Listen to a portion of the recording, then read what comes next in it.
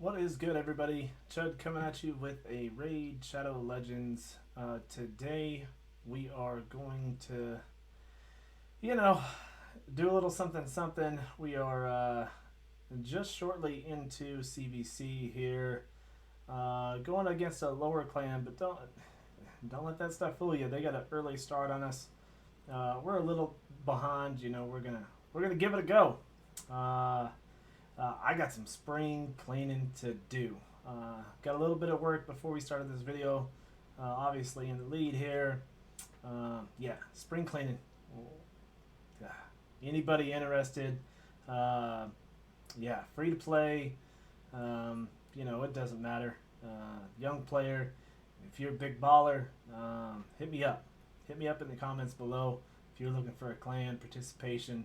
I got a clean house. But yeah, let's get into the purpose of this video. 10 times event. 10 times event. Should we be opening shards in a 10 times event? I guess we're going to find out. This particular 10 times event is going to be focusing on buff blockers. We got Rashard the Tower, Norog, and Miss Kimmy. We also have Tawana Rock and Umbral Enchantress from the Void Shards. Chances of summoning an epic legendary from Ancient and Void Shards. Ancient and Void and Sacred basically all have 10 times chances of getting particular champions from these shards. However, it does not increase your specific chances of getting a higher level champion. Just chances of getting a specific champion if you pull that higher level. Now, I do need a couple of these champions. Rashard the Tower would be great for my clan boss team. I do have a Lady Kimmy already, so getting duplicates would be great. Ugo would be amazing. And Tawana Rock, it would be really, really nice. It would be really, really great. Drop Fever going on. Really, really great. The Shadowkin accessories, specifically from the Spider's Den, are going to be really, really important with the Shadowkin factions getting ready to open up and get hot and heavy. I think folks are going to be killing those factions really, really quickly. Really, really quickly. So here we go. We got those targeted champion boosts. Getting in those details here. There we got Rashard the Tower. We got Miss Kimmy here. Just a beautiful champion. I love using her. We got Ugo. Just what a beast. Very excited to pull her. We don't know what's going to happen. We don't know what's going to happen here. Aesthetically, Umbral is just... She's amazing. She's an amazing champion. Also, definitely some more Void champions. Lots of Void champions that would be great to have. Got quite a few. The account's looking pretty nice. Still many to go, but we don't know what's going to happen. We're pretty sure we know what's going to happen, but the good thing about providing these videos is, yeah. Either way, I'm either going to prove my point that 10 times is never a good idea, or I'm going to set myself up by pulling a good champion and have something better for my account.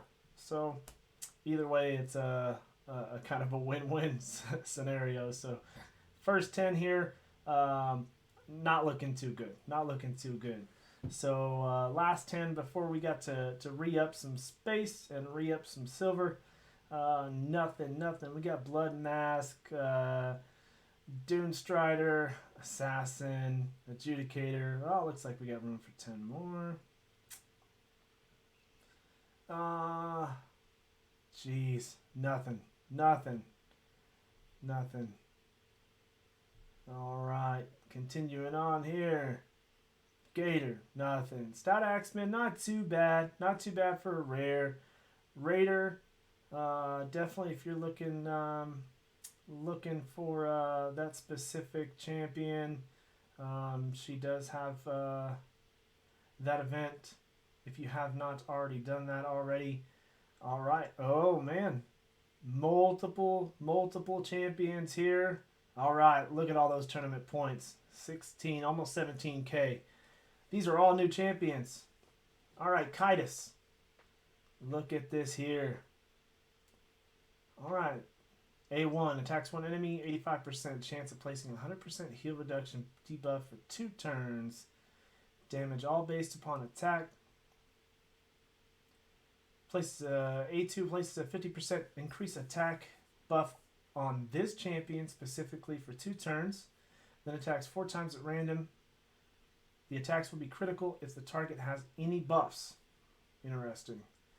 And A3 attacks all enemies 2 times. Damage increases according to the HP this champion has lost and is a secret skill. Not too excited for that one. 4.1 multiplier for the A1, 1.6 for A2. The A3 is very, very important with a 1.9 and 1 times per the HP percentage times 100 divided by 30. Very, very interesting kit and multipliers for Kitus. Let me know in the comments below if you'd like me to build this champion, do a little test run with it. Very, very interesting. Lordic here, A1, attack one enemy, 40% chance of placing 50%. The big version of decreased attack for 2 turns. We got 6 books there for that one. A2, holdout, removes all debuffs from 1 ally. Single hitter, not so good. 50% ally protection for 2 turns, really good. 3-turn cooldown when booked. And A3 places a shield for 2 turns, 20% of this champion's HP. Increases ally HP for Doom Tower battles by 25%. HP based champion, pretty average. All right, but Melga, this champion is a really decent dwarf champion. Very, very good.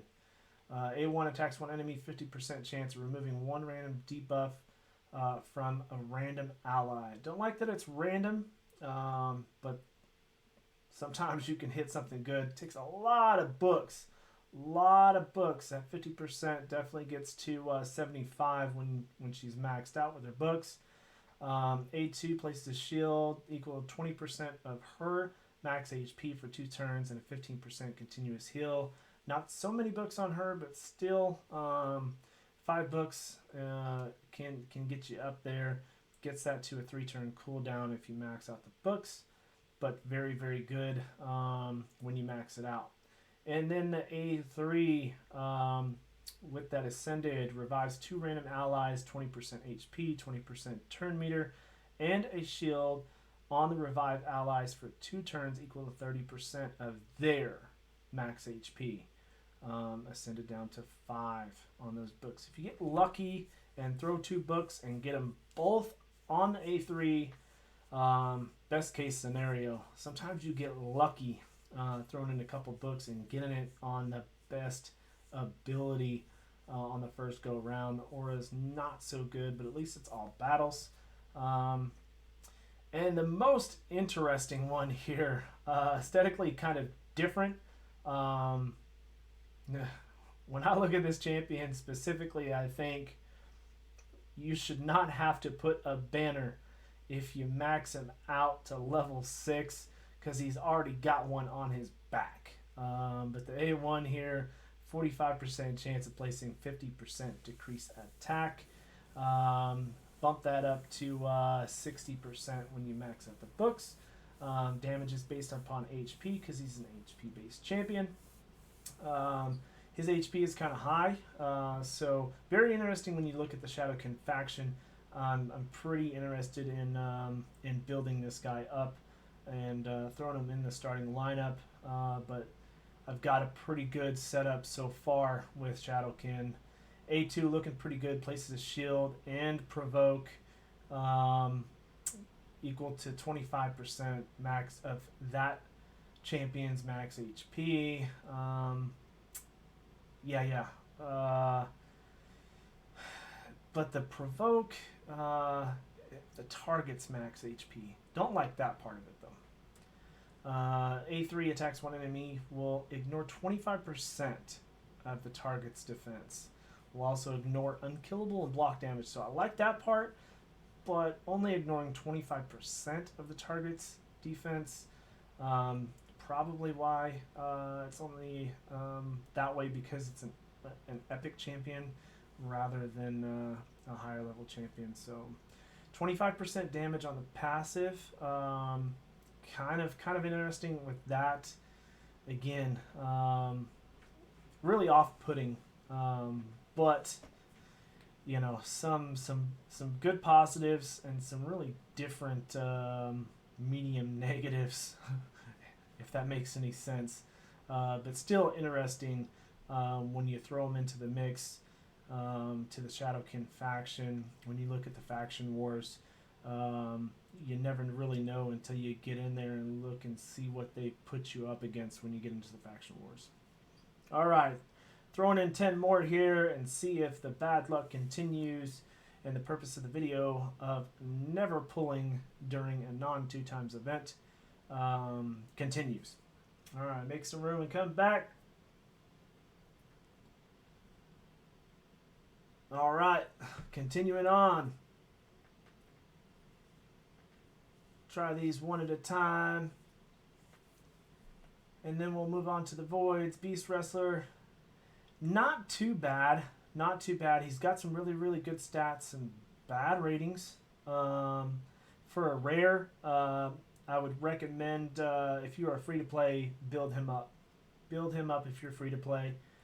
Pretty good champion. Gnarlhorn, again, a very good champion to build up and use if you are free to play. Pounder, another one of those good rares to build up if you are free to play. Very usable champion. Alright, Hellborn Sprite. Average. Can be usable, but average. All these blue colors. Magus, Magus, however you want to pronounce it, enunciate. Moving on to Voids. I would like to do some additional, trying to consider if I want to make some additional silver editions or just go with it here.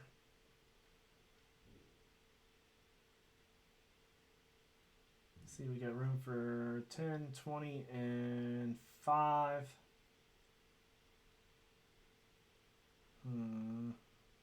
Just doing quick math in my head, guys. 2, 4. Okay. Make a little bit more room because we got a little bit more space. Alright, yeah, I'm not going to cut this part out because I almost made a mistake, and I do this almost every time.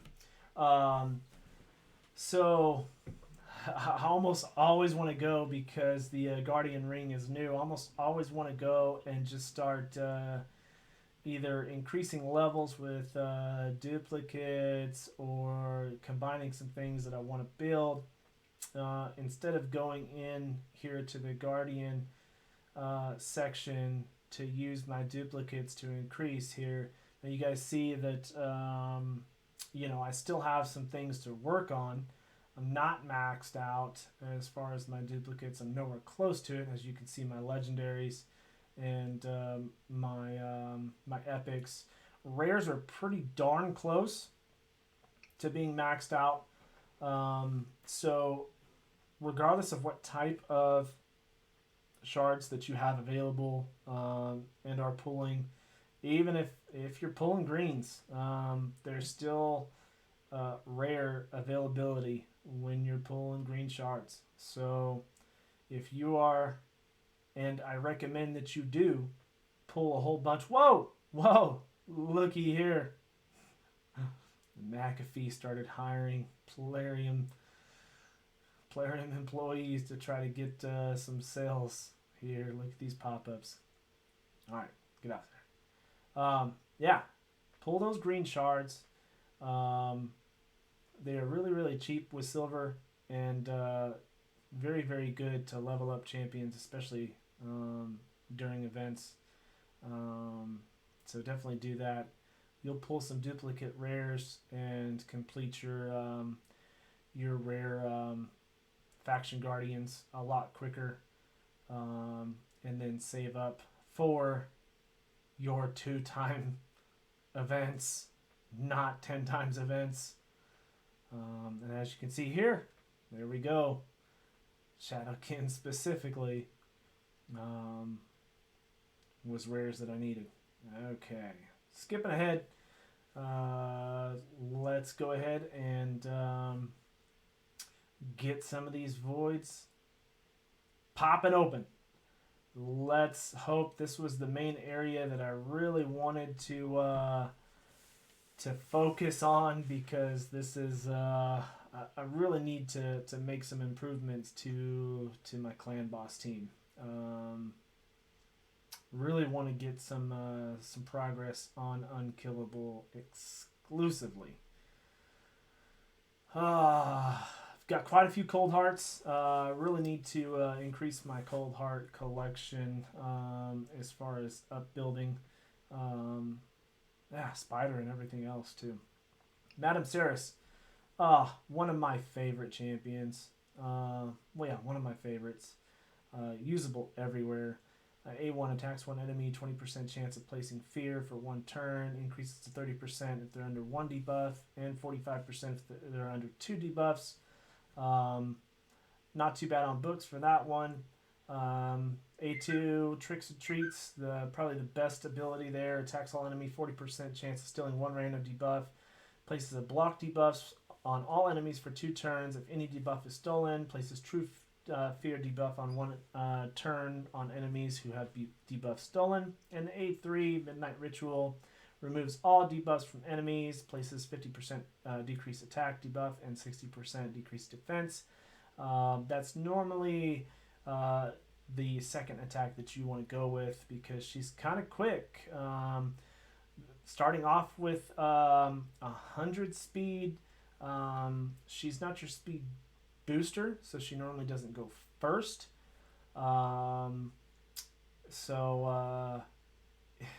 She's not going first. So I normally go in with that A3 second. A lot of people go with it first, but she's not ripping those away just yet. So very interesting to play with that a little bit.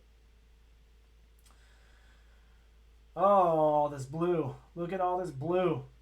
Proving my point. Draconis. Dilgol. Dilgol's not too bad. Stitch Beast is not too bad, especially for faction wars. All right, let's go one at a time until we deplete our silver. I don't think we'll run out of space. That's what I made some space for. Hopefully, going one at a time here will do better than the 10 at a time. We only had a little bit of luck with the 10 at a time. Painkeeper, really decent rare champion. All this blue. Blue's my favorite color, but definitely not when playing raid.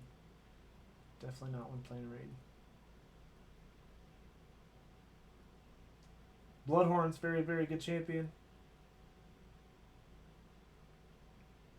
My passive's kind of interesting. Allies hit with a critical, places 15% continuous heal on them for 1 turn. You love those passives that help your teammates. Very, very horrible champion.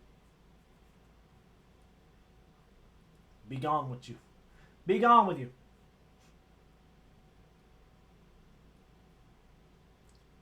Bulwark. not too bad. Passive's kind of interesting when attacked. 30% chance of extended duration of all debuffs on the attacker for 1 turn. Very interesting. Very interesting passives. Passives are always kind of interesting, but that one's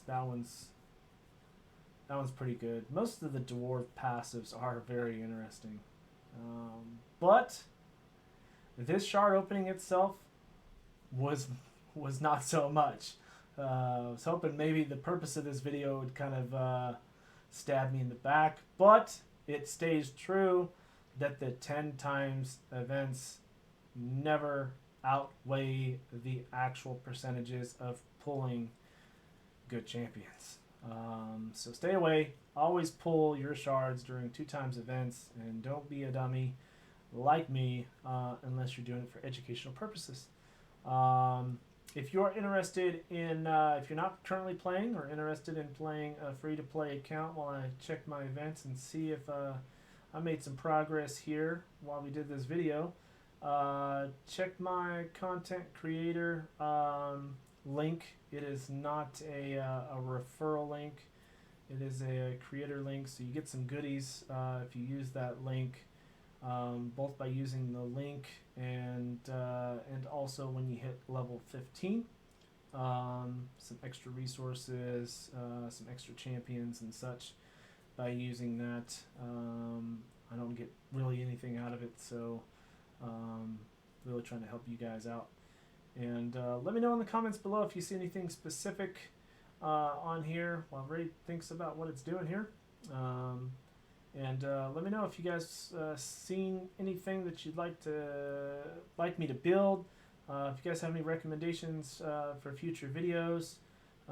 Thinking about maybe doing some champion builds that are bookless champion builds, focusing on helping free to play. So with that being said, we're gonna end this video. I appreciate you guys checking this out. Make sure you hit that like if you are not subscribed. Hit that subscribe button, and we'll catch you on the next one.